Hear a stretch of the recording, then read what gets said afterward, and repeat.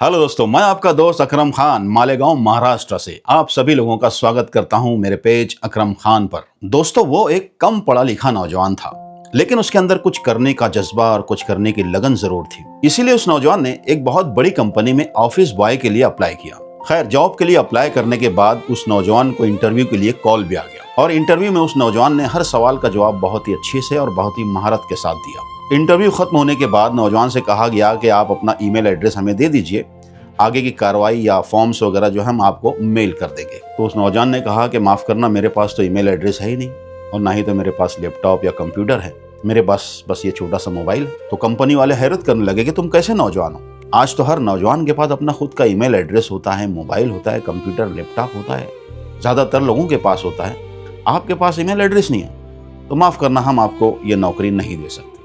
महज एक email address ना होने की वजह से उस काबिल नौजवान को नौकरी नहीं मिली। वो ऑफिस से बाहर आया तो काफ़ी मायूस था। वो सोच रहा था कि महज एक ईमेल एड्रेस की वजह से मुझे नौकरी नहीं मिली। वो थके हुए बोझल कदमों से अपने घर की तरफ रवाना हो गया। रास्ते में चलते चलते उसे सब्जी मार्केट नजर आई। नौजवान की जेब में उस वक्त सिर्फ 500 रुपये का एक नोट पड़ा हुआ था। सब्जी बाजार से गुजरते गुजरते उस नौजवान के जहन में ख्याल आया। वो सब्जी बाजार में गया, उसने वहां से 500 रुपये के टमाटर खरीदे। घर आकर उस नौजवान ने वो सारे टमाटर धोए, साफ किए और आधा किलो टमाटर एक एक कैरी बैग में पैक कर लिए और वो सारे टमाटर एक बड़ी सी टोकरी में रखकर अपने सर पर टोकरी रखी और घर से बाहर निकल गया। अब वो गली गली घूमकर घर घर जाकर वो टमाटर बेचने लगा। कुछ ही घंटों में उस नौजवान के वो सारे टमाटर खत्म हो गए और आखिर में जब उस नौजवान ने उन पैसों का हिसाब लगाया तो देखा कि उसे पूरे 300 रुपए का फायदा हुआ था। यानी महज 2-3 घंटों में उस नौजवान ने 300 रुपए का प्रॉफिट कमा लिया। उस नौजवान ने सोचा कि यह तो अच्छा बिजनेस है, ये तो अच्छा धंधा है, मुझे इसे कंटिन्यू करना चाहिए। और फिर उस नौजवान ने उस बिजनेस को कंटिन्यू किया। उस नौजवान ने मेहनत जारी रखी।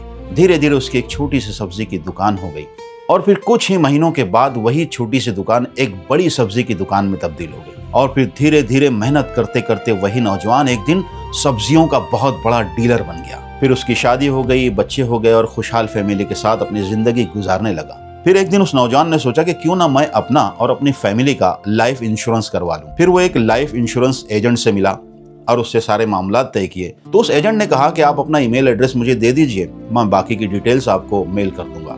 तो उस नौजवान ने तब भी कहा कि मेरे पास कोई ईमेल एड्रेस नहीं है। वो एजेंट हैरान रह गया कि कैसी बात करते हैं सर, आप इतनी बड़ी फर्म चला रहे हैं, इतनी बड़ी कंपनी आप चला रहे हैं और आपके पास में ईमेल एड्रेस नहीं है। जरा सोचिए कि अगर आपके पास ईमेल एड्रेस होता तो आप और भी बड़ी कंपनी बना सकते थे। तो उस नौजवान ने उस एजेंट की तरफ देखा और मुस्कुराते हुए कहा कि हाँ, अगर आज मेरे पास ईमेल एड्रेस होता तो मैं किसी बहुत बड़ी कंपनी में ऑफिस बॉय होता।